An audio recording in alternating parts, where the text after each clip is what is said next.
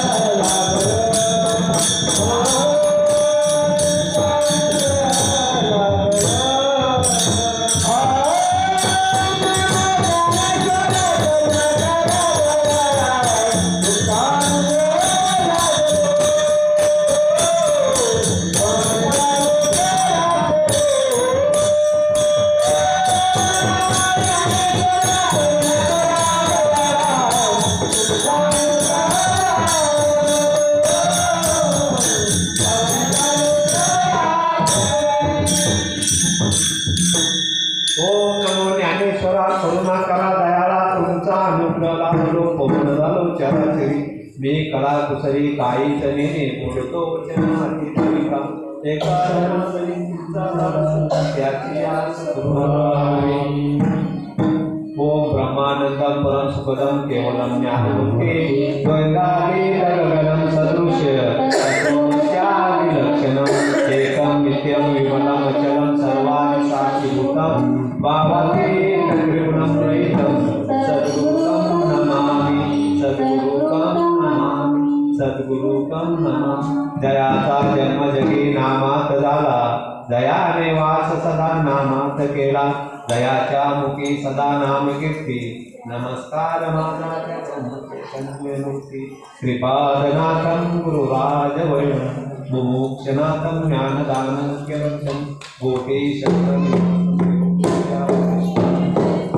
सदा सर्वदा योग तू जागरा सदा सर्वदा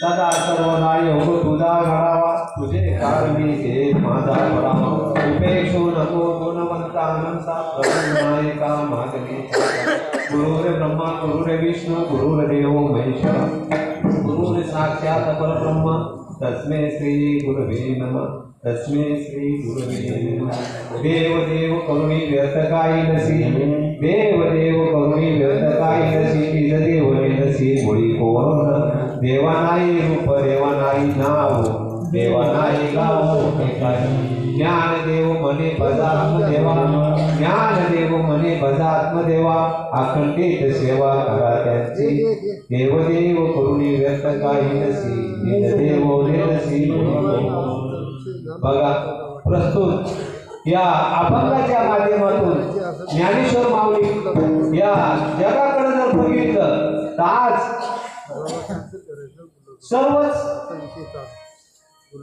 जग बघितलं तो सुखीच आहे सुखी कोणीच नाही कबीरदास महाराज म्हणतात जो देखे तो दुखिया भाई सुखिया कोई नाही म्हणजे ज्याच्याकडे बघितलं तो दुखीच आहे काही नाही काही अडचणच आहे मग प्रत्येक जण देव करतोय कोण देव करत नाही चांगला विचार केला बाबा म्हणायचे चांगला विचार केला तर आज समाजाकडे जर बघितलं तर प्रत्येक जण देव करताना दिसतोय कोण कशा देव कोणत्या देवाची कोणत्या देवाची प्रत्येक कोणाला बसतात परंतु माऊलीने बघितल्याच्या नंतर अरे समाज हा धावतोय पण याला खऱ्या सुखाची प्राप्तीच नाही का जीव हा भ्रमात अडकलाय भ्रम झालाय भ्रम का हे खरं का ते खरं ते खरं का हे खरं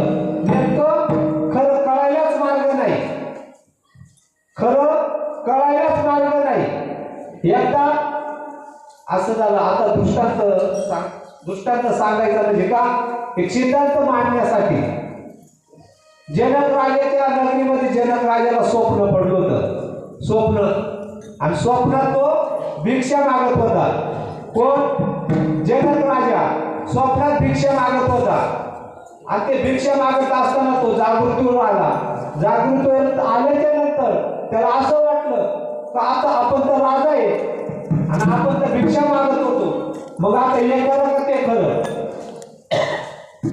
म्हणजे जागृतीतलं खरं का स्वप्नातलं खरं त्याला शंका निर्माण झाली ना मग त्यांनी काय केली सभा भरवली पंडितांची सभा भरवली आणि त्यांना तो प्रश्न विचारला का मी स्वप्नात भिक्षा मागत होतो ते खरं का जागृतीत राजा हे खरं आता राजा आहे राजाच्या पुढे कोण काय बोलणार त्याचीच बाजू धरणार ना जो तो म्हणायचा नाही स्वप्नातलं खोटं पण त्याच्या शंकेचं निरसन झालं नाही कारण जनक राजा ज्ञानी पंडित राजा होता तो सर्व गुण संपन्न असा राजा होता पण त्याला त्याच्या शंकाचं निरसन होत नव्हतं पण त्यांनी असं हे केलं का जो माझ्या शंकाचे निरसन करून देईल ना त्याला अर्ध राज्य बक्षीस देईल आणि जो माझ्या शंकाचं निरसन करणार नाही ना तर त्याला जेलमध्ये टाकील म्हणायचा आणि सिंहासन मांडलं होतं असं उंच त्या सिंहासनावर बसून तो माझ्या प्रश्नाचं उत्तर देईल आणि ते जर चुकीचं जर सांगितलं तर त्याला फासावर देण्यात येईल आता सांगा राजा आहे असे पंडित यायचे प्रश्नाचं उत्तर द्यायला हे खरंय का ते खरंय असा प्रत्येक जण गेला तर तो राजा आहे म्हणून त्याचीच बाजू धरून सांगायचा पण त्याच्या शंकाचं निरसन होत नव्हतं पण तो काय करायचा त्याला बंदीखाने टाकायचा का त्याचं समाधान होत नव्हतं ना त्याला बंदीखाने टाकायचा तर असंच एक 8 वर्षाचं मुलगा होतं त्याचे वडील पण टाकले होते तर ते त्याच्या आईला विचारलं बाबा कुठे तर मग तिनं त्याला सांगितलं का असं असं मग हे गेलं राजाकडं राजवाड्यात गेल्याच्या नंतर म्हणजे दरवाजाच गेला तर त्याला अडवलं का हे 8 ठिकाणी वाकडं होतं हे सरळ नव्हतं ना 8 ठिकाणी वाकडं होतं ते कोण अष्टवक्र 8 ठिकाणी वाकडं होतं तर ते शिपाई त्याला बघून लागले ना हसायला अरे मग तू कशाला आलाय त्यांनी सांगितलं मला राजाच्या प्रश्नाचं उत्तर द्यायचंय हा 8 ठिकाणी वाकडा असणारा आणि हा काय राजाचं प्रश्नाचं उत्तर देणार आहे पण त्याच्यात सर्व सारखे नसतात. एक सज्जन होता, त्याच्यात एक म्हणजे सज्जन शिपाई होता, आणि त्या शिपायाने ही वार्ता जनक राजाला सांगितली का कोणीतरी आलाय प्रश्नाचं उत्तर देण्यासाठी. बरं, हा गेला मध्ये, सभा बसली होती. सभा बसल्याच्या नंतर हा गेला. आता ते मोठमोठे पंडित होते. हा गेल्याच्या नंतर ते सर्व वेळेला हसायला लागले.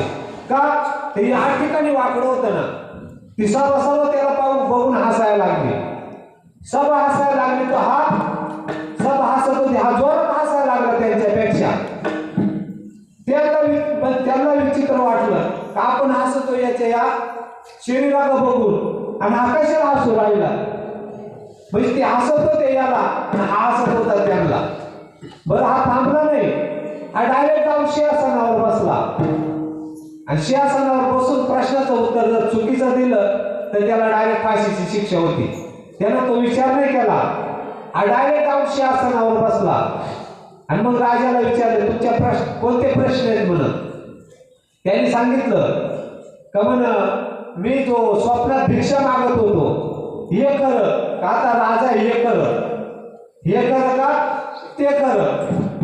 आता प्रत्येक जण तुम्ही राजा हेच कर, तुम्ही राजा हेच कर. पण यांना सांगितलं तुम्ही राजा हे खोटं आणि स्वप्नात होतं ते खोटं, म्हणजे दोन्ही खोटं. मग सत्य काय, सत्य काय. त्यांनी सांगितलं आज तुम्ही राजा आहे, त्रिकाळ टिकणारा राजा नाही. 5 वर्षाच्या नंतर या जागेवर या खुर्चीवर दुसरा येणार आहे. तुम्ही काय त्रिकाळ राजा नाही, तुम्ही काही काळापुरते राजे, तुमच्या नंतर दुसरा येणार आहे. म्हणजे हे सत्य आहे का नाही. तू राजा या खोटा आहे म्हणत, तू राजा आहे हे खोटं आहे, आणि स्वप्नात होतं ते खोटं आहे. जनक राजा हुशार होता, त्याला त्या शंकेचं निरसन झालं. आणि मग त्यांनी सांगितलं. मग ते सभा हसली होती ना, ते सभेचं कारण विचारलं. अहो म्हण मला वाटलं तर तुम्ही पंडितांची सभा भरवली म्हणून, इथं तर तुम्ही चबारांची सभा भरवली का. तर माझ्या चमड्याला बघून हसले ना तुम्ही, आतले गुण बघितलं का. सांगायचं तात्पर्य काय आहे, आज हा दृष्टांत झाला बरं का. त्याचा सिद्धांत असा आहे, आज तुमची आमची तीच फरक झाली का.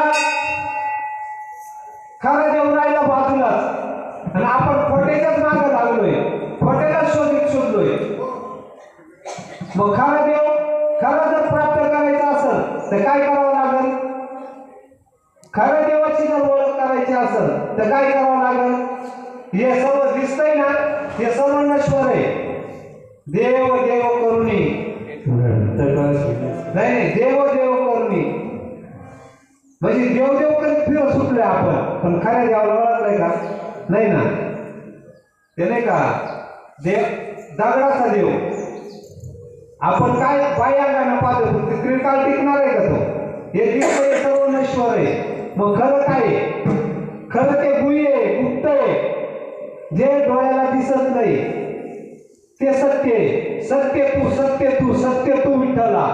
पण ते नाम सत्य, आणि ते नाम प्राप्त करण्यासाठी का तर खऱ्या देवाची जर ओळख करायची असेल तर सद्गुरूला संतांना शरण गेल्याशिवाय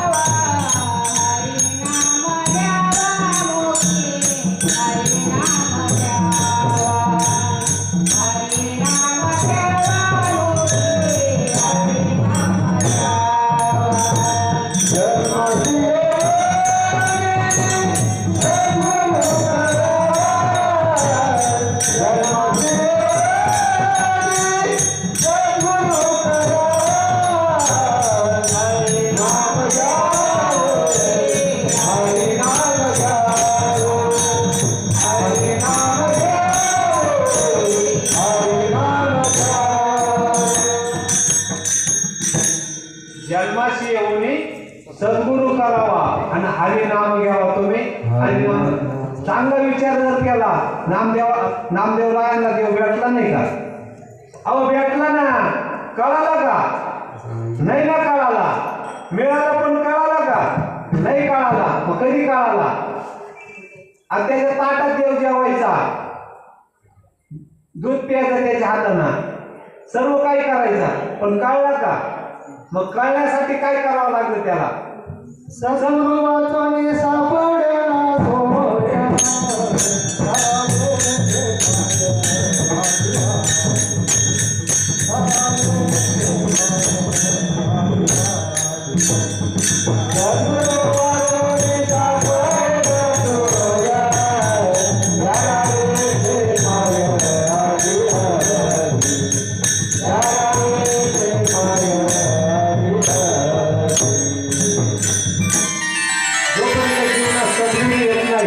तोपर्यंत खऱ्या देवाची ओळख होणार नाही.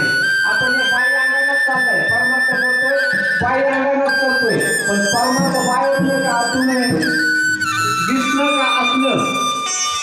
आपण बाह्य अंगाला बोललोय, बाह्य अंगाला बोलल्यामुळं आपली फसगत झाली.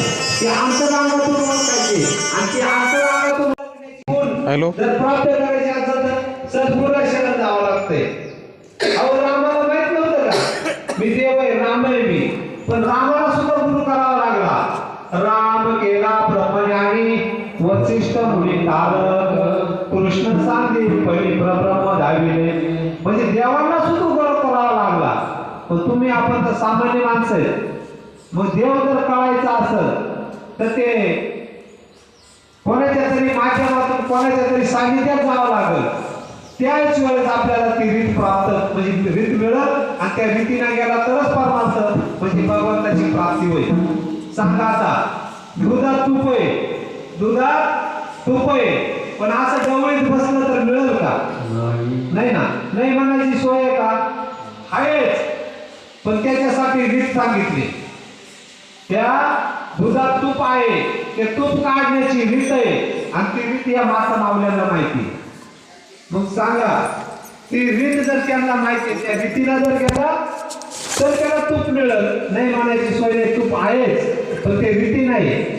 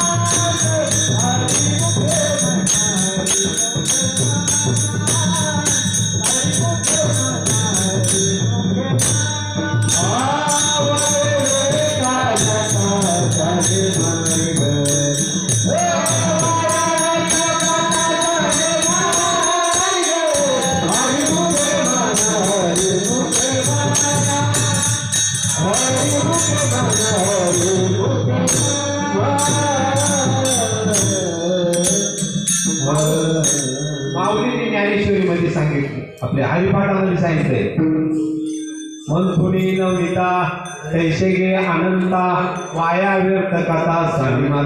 म्हणजे मंथन करून घे, जे काही खरी रीत आहे ती समजून घे. मंथन करणे म्हणजे काय?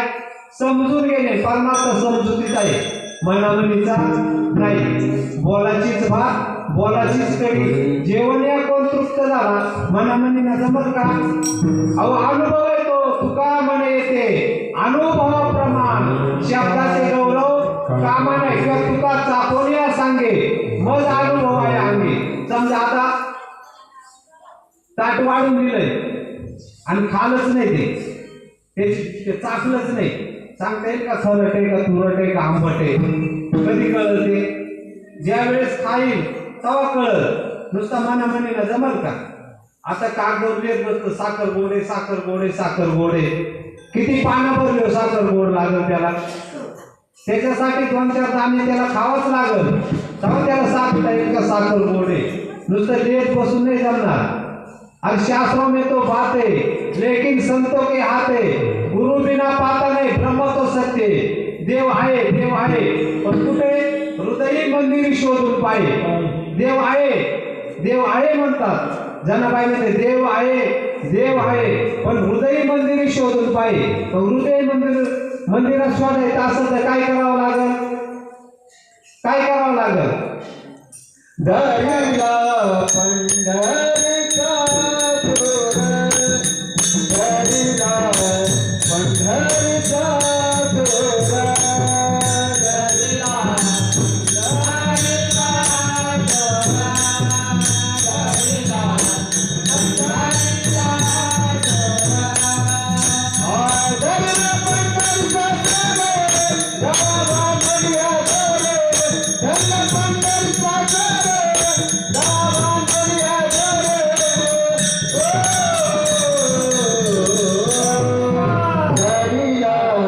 पंढरीचा जोर, दरिला पंढरीचा जोर. जनाबाई होते घरीला पंढरीचा जोर. तिना हृदयात कोणला तो म्हणून ते संत मात्र हे नरा आत बघ जरा जीव हा खरा नवेरी माया तू बुद्ध दर्पणी ब्रह्मदेवीची छाया ओंकार प्रणव उच्चार होय साचार आत बघ कैसा मग तो शुद्ध अवंगमय तो मी ऐसा. बाहेर सांगितलं का? नाही, आत सांगितलंय. आणि ते आपल्याला ओळखायचंय. ते आपल्याला ओळखण्यासाठी सद्गुरूला शरण जायचे. व सद्गुरू काय करतात? ती रीत सांगतात आपल्याला. रीत परमार्थ चालीच आहे का रीतीच आहे? आज काय चाललंय समाजाला जर बघितलं सर्व चालीवर चाललंय ना. वेगवेगळ्या प्रकारच्या चाली लावायच्या आणि चाललाय परमार्थ चालीच आहे का? अनुभवाचा परमार्थ आहे. अनुभव पाहिजे. सांगावांगीला जमणार नाही. प्रॅक्टिकल आहे प्रॅक्टिकल. आणि बाबा सांगायचे ना भाऊ डबे नाही बनती तर इंजन बनते ती इंजन. का? नामात एवढी पॉवर आहे. नामाला काय होत नाही? काय होणार नाही नामाने? नामे तरला नाही कोणी ऐसा द्यावे निवडून किंवा नाम घेता वाया गेला ऐसा कोणी ऐकला. आज समाजाकडे जर बघितलं तो अहो तिकडं नाही तिकडं फिरून राहिलेत ना देव करीत ते. पण मिळत का खरा देव? हा ते नाही का त्रिवेणी संगमी नाना तीर्थ ब्रह्मी पण चित्त नाही नामी करीत जाई दिशाला फिरून राहिले ना. रामायणामध्ये एक दृष्टांत आहे. ज्यावेळेस सीतामाईला शोधण्यासाठी नळ नीळ जांबवंत आगन हे सर्वच निघाले होते सीतामाईचा शोध करण्यासाठी. आज हा समाज तेच चाललाय ना. जो तो देव शोधायला निघालाय. जो तो देव शोधायला चाललाय. त्यावेळेस ते सीतामाईला शोधायला निघाले होते. दाई दिशाला गेले पण हनुमंतराय अशी व्यक्ती होती. ते निम्या रस्त्यावरून परत आला विचारायला. सीताचा शोध करायला सांगितलं पण सीता आहे कशी? तिला ओळखायचं कसं? बाकीचे तर गेले त्यांनी काय विचार नाही केला. ते गेले तिला शोधायला. आता ओळखच नाही ते शोध सापडल का त्यांना? आता मी शिवाजी भाऊच्या गावाला चाललोय. त्यांचं नावही माहित नाही. त्यांचा मला चेहराही माहित नाही. कामण्यामध्ये पूर्ण फिरत बसलो जमल का? नाही ना.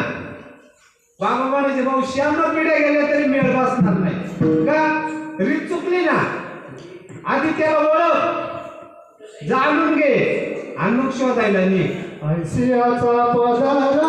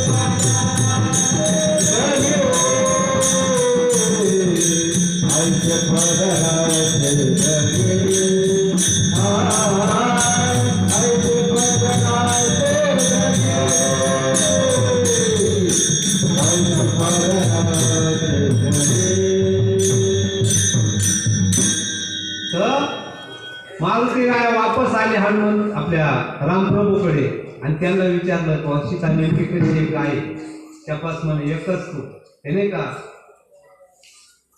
असे भरपूर निघाले देव शोधायला पण विरळच कोणी एखादा त्याच्यामध्ये. तर म्हण खरंच तूच विचारला तूच आहे फक्त बाकीचे काही तोच विषय चाललाय. समाजाकडे जर बघितलं समाज चालाय देवदेव करीत नुसता देवदेव करीत चाललाय पण खऱ्या देवाची ओळख करून घेतली का अगोदर. जोपर्यंत खऱ्या देवाची ओळख करून घेत नाही तोपर्यंत त्याला देवाची ओळख होणार नाही. इथं सांगलं एकच वेळेस पंढरपूरला जाय म्हणते आणि याच्या वर्षा वाऱ्या चालू आहेत बसल का मिळेल नाही ना. कारण रीत समजून घेतली नाही आणि ज्याने रीत समजून घेतली त्याला त्याची प्राप्ती झाल्याशिवाय राहणार नाही. नामदेवरायांनी समजून घेतलं सानिध्यात गेला ओळख करून घेतली आणि मग त्यांनी तो अभंग लिहिला आहे. सद्गुरु नायके पूर्ण कृपा केली आणि निज वस्तू दाविली. निज म्हणजे गुप्त जे गुह्य ठेवाय गुप्त ठेवाय आणि तो गुप्त ठेवा तोपर्यंत मिळणार. माऊली सांगितले तैसार दयामध्ये मी रामो आस्था सर्व चुकाचा रामो का भ्रांताशी कामू विषयामध्ये. जोपर्यंत या भ्रमातून मोकळा होत नाही माऊली सांगितले जेणे भ्रांतीपासून हिरतले गुरु वाक्य म्हणत होतले मग आत्मस्वरूपी घातले हरमिया. म्हणजे जोपर्यंत सद्गुरूच्या सानिध्यात जात नाही सद्गुरूची ओळख म्हणजे सद्गुरूला शरण जात नाही तोपर्यंत त्याची ओळख होणार नाही. मग असं किती तुम्ही देवदेव करीत फिरा या अभंगाच्या पहिल्या चरणात सांगितले.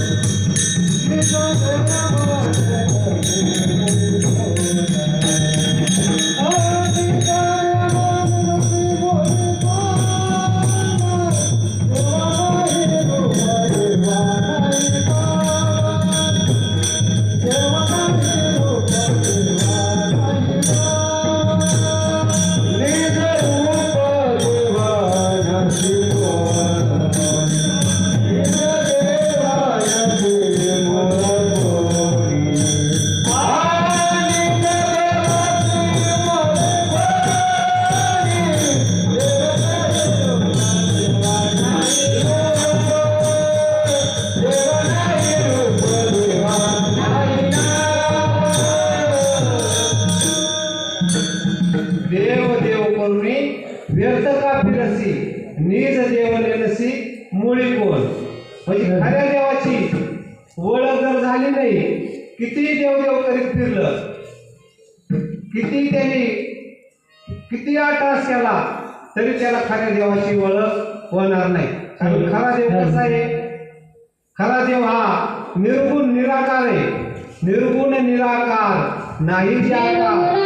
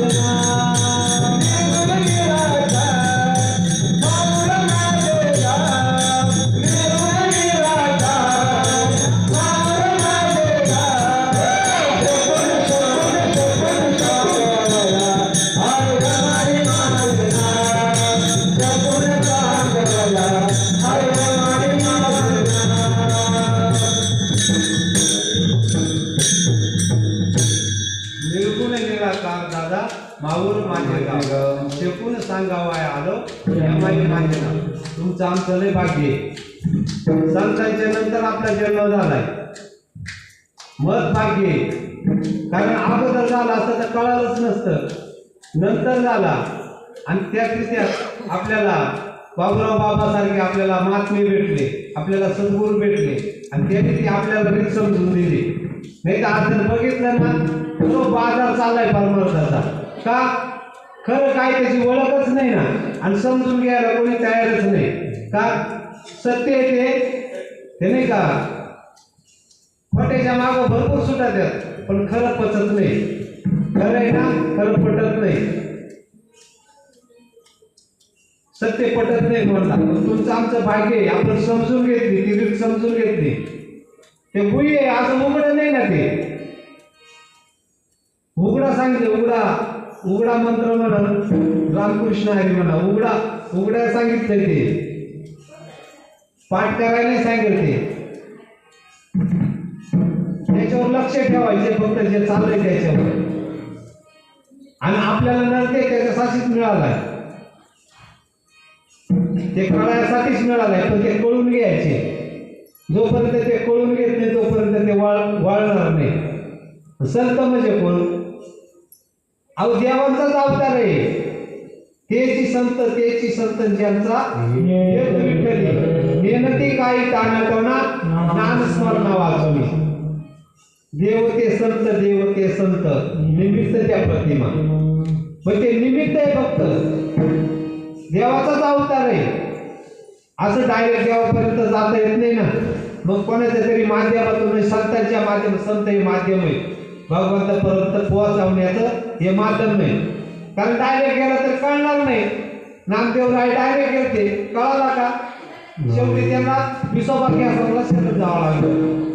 जोपर्यंत संतांच्या माध्यमातून जात नाही तोपर्यंत त्याची ओळख होणार नाही. आणि संतच ओळख करून देते या निर्गुण निराकारामध्ये.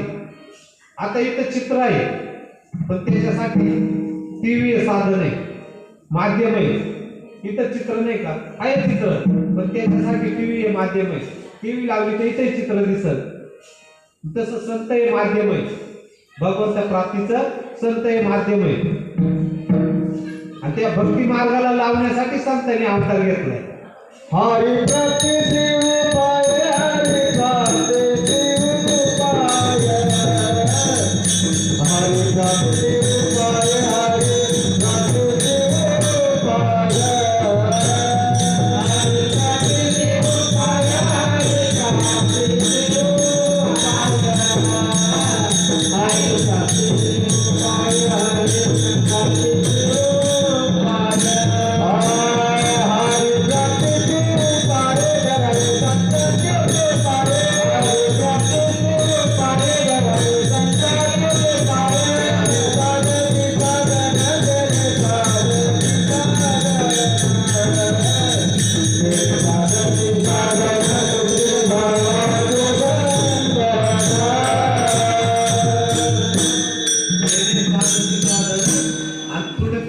बंधन. चांगला जर विचार केला, बाबाने चांगला विचार केला तर, चांगला विचार म्हणजे काय? समजून घ्यायचे. ते परत नाही, पुन्हा नाही. शेवटची पाळी एक मनुष्य जन्म आणि चुकली यावर मग वेळापडे. गोल्डन चान्स आहे हा, गोल्डन चान्स आहे. ती रीत समजून घ्यायची. पण समाज कसा आहे, भ्रमात अडकलाय. तुकाराम महाराज एक ठिकाणी म्हणतात, देव कळेना कोणाला कसला, सारा समाज भ्रमात फसला. समाज कसा आहे, कसा देव त्याचीच ओळख नाही. सर्व भ्रमामध्ये अडकून गेलाय तो. आणि भ्रमामध्ये नको ते त्याला शरण जाण्यात, नको त्याला देव करते. तुकाराम महाराज म्हणते, हेद्री शेंद्री दैवते कोणती पूजी भूते घेते, पोटासाठी मागते सीते अवदान. पोटासाठी रडत येते, सीता अवदान मागत येतं. ते काय आपल्याला काय वाचवणार आहे याच्यातून? ते कोणी सोडविना एक सद्गुरू वाचवणे. तुका म्हणे कैसे आंधळे हे गण,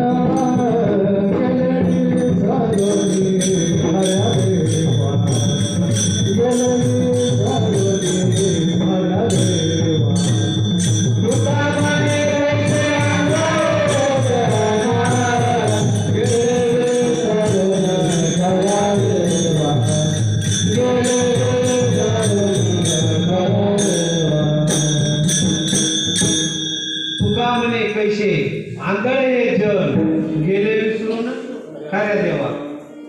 त्यांना पाहिजे समाज कसा आहे. अहो समाजाला त्यांनी सांगून पाहिलं ना, समाजाला सांगून पाहिलं, समजावून पाहिलं, पण समाज ऐकायला तयार नाही. त्यावेळेस अशीच परिस्थिती होती. तुकाराम महाराज म्हणजे देव घ्या तुम्ही व देव घ्या तुम्ही, ऐकता आला घर पुसवली. तवाय समाज असत होता. देव न लगे साठवण्याचे रुजले जागे. ते म्हणायचे देव घ्या फुका न लगे मुका बोल काय. तरी लोक म्हणायचे नको का, जिथं देवाला साठवायचे तिथं सर्व विकार धरले. तर ते पुढं एवढी भाषा वापरली त्यांनी, नाही कधी बटकीशे पुढे शिंदळीचे रडते.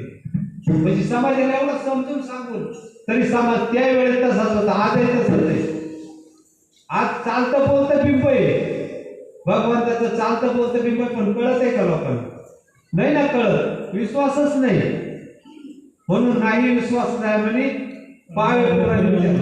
अवश्य शास्त्र में तो बात है लेकिन संतों के हाथे, गुरु बिना पातने ब्रह्म तो सत्य. शास्त्रात लिहिले पण ते अनुभव येण्यासाठी. म्हणून त्यांनी सांगितले गुरु प्रचिती, शास्त्र प्रचिती आणि आत्मप्रचिती. गुरुनं सांगितलेलं आपल्याला अनुभवाला आलं का, आणि जो आलं तर त्याचा पुरावा. शास्त्र हा पुरावा आहे. म्हणून गुरु प्रचिती, आत्मप्रचिती, शास्त्र प्रचिती. जोपर्यंत या तिन्हीचा मेळ बसत नाही तोपर्यंत आपण कोणत्या मार्गाला हे कळत नाही. जर मेळ बसत असत तर आपण बरोबर राजमार्गाला चाललोय. माऊलीने सांगितले आयशे आनंदी दोन्ही वाटा, एक उजू एक आवेटा, म्हणून बुद्धिपूर्वक सुबटा दाविल्या तुझ. का मार्ग देखावे, साच लटिके वळखावे, आणि हिताहित जाणावे हिताची लागे. मग आपलं हित कशात आहे? हित ते करावे देवाचे चिंतन,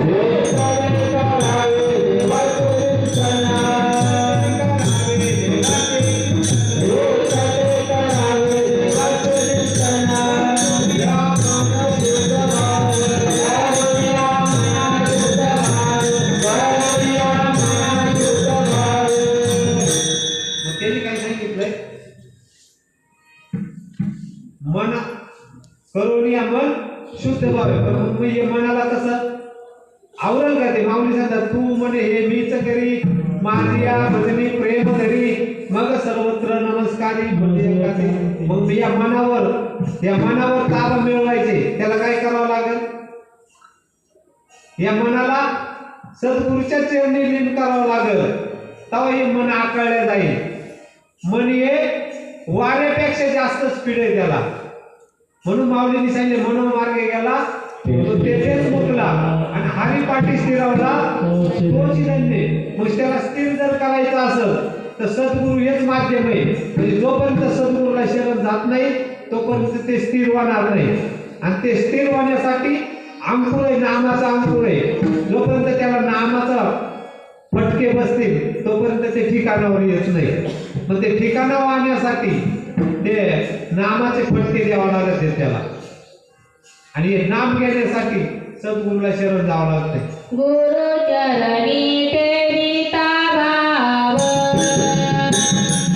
गुरु चरणी तेरिता भाव, गुरु चरणी तेरिता भाव, गुरु चरणी तेरिता भाव.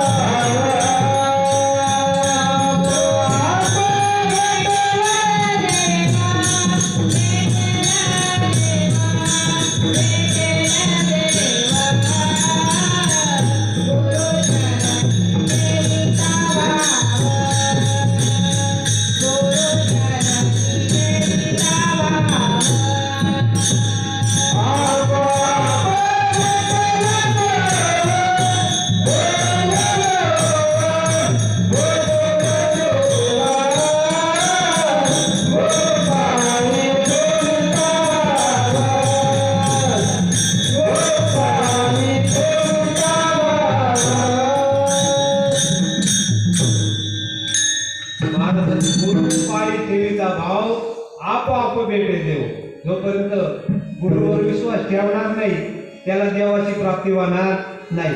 तर त्याच्यासाठी काय लागत? काही न लगे एक भावाची कारण भाव पाहिजे. भावे विन देव न कळेशी निसंदेह आणि गुरुविन अनुभव काय सगळे. देव फक्त भावाचा भूक केलाय, त्याला फक्त काही न लगे एक भावाची कारण. ज्याचा शुद्ध भाव झाला दुरी नाही देव त्याला. त्यांना काही नाही लागत, तो फक्त भाव पाहिजे, प्रेम पाहिजे. प्रेम सुख देई, प्रेम सुख देई, प्रेमाविन नाही समाधान. म्हणून माऊलीचं गुरुचे ते ज्ञान, ज्ञानी आत्मदर्शन, दर्शनी समाधान अतिदैसे. म्हणजे जोपर्यंत जीवनात सद्गुरू भेटत नाही तोपर्यंत देवाची ओळखही होणार नाही आणि आपल्या स्वस्वरूपाची ओळखही होणार नाही. स्वस्वरूपाची ओळख करण्यासाठी सद्गुरू आहे आणि सद्गुरू ते आपल्याला ओळख करून देते. आपल्या जवळच आहे तो ठेवा, पण ओळख नसल्यामुळे आपण दाई दिशाला फिरतोय. पण दाई दिशाला काहीच नाही आहे, जवळ तुझं आहे, तुझं पाशी परी तू जागा चुकलाशी. जवळच आहे, पण ती रीत न कळाल्यामुळं सांगणारा म्हणजे वाटाड्या पाहिजे. जोपर्यंत जीवनात वाटाडे येत नाही तोपर्यंत ती रीत समजत नाही. म्हणून माऊलीने आपण घ्या देवा नाही रूप, देवा नाही नाव, देवा नाही रूप, देवा नाही नाव, देवा नाही रूप, देवा नाही नाव, देवा नाही रूप, देवा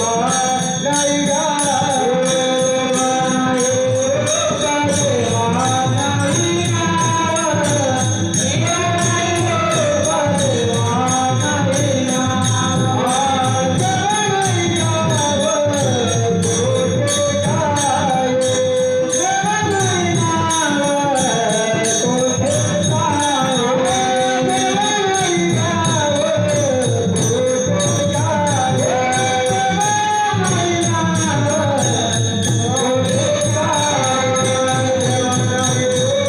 देवा नाही नाव, देवा नाही रूप, देवा नाही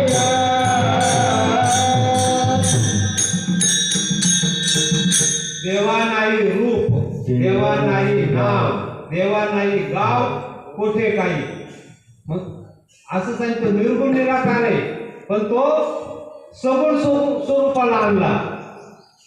सगुण स्वरूपाला आणून आणि त्याचे नाव संत एकांती बैसले, सर्व सिद्धांत शोधिले, ज्ञान दृष्टी अवलोकिले आणि निवडून काढले हरीचे नाव.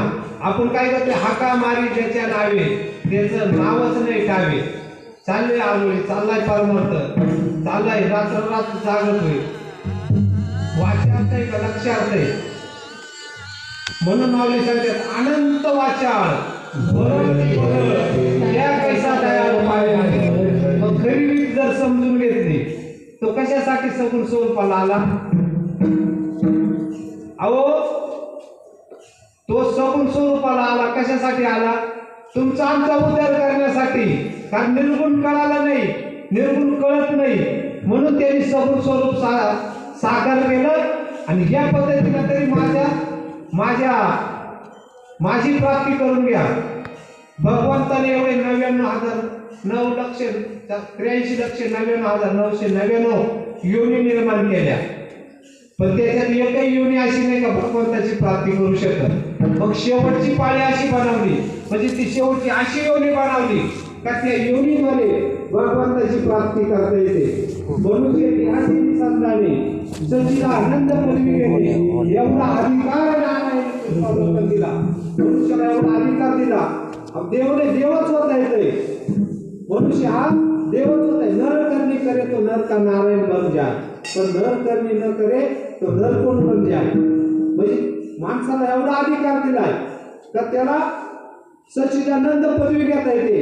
ह्याच देई ह्याच डोळा आणि भोगू मुक्तीचा सोहळा.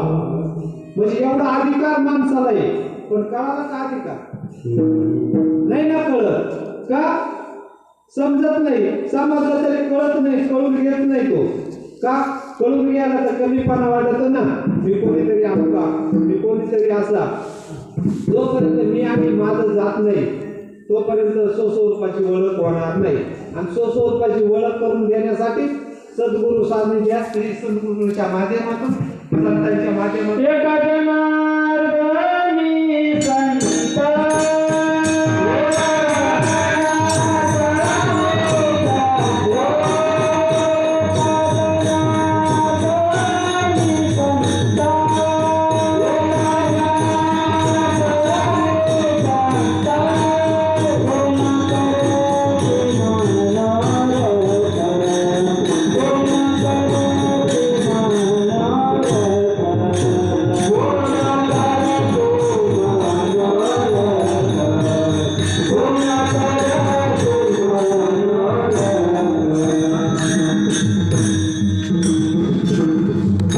जनार्दनी संत आणि पूर्ण करते मनोरथ मनोरथ काय भगवंताची प्राप्ती खऱ्या सुखाची खऱ्या सुस्वरूपाची ओळख करून देते संत तू हे नसून तू कोण आहे तू ब्रह्मच आहे आणि आपली तीच फसगत झाली होती आपण कुठंतरी शोधायला निघालो होतो पण जवळच आहे ते फक्त मेघ ज्ञानाची मेघ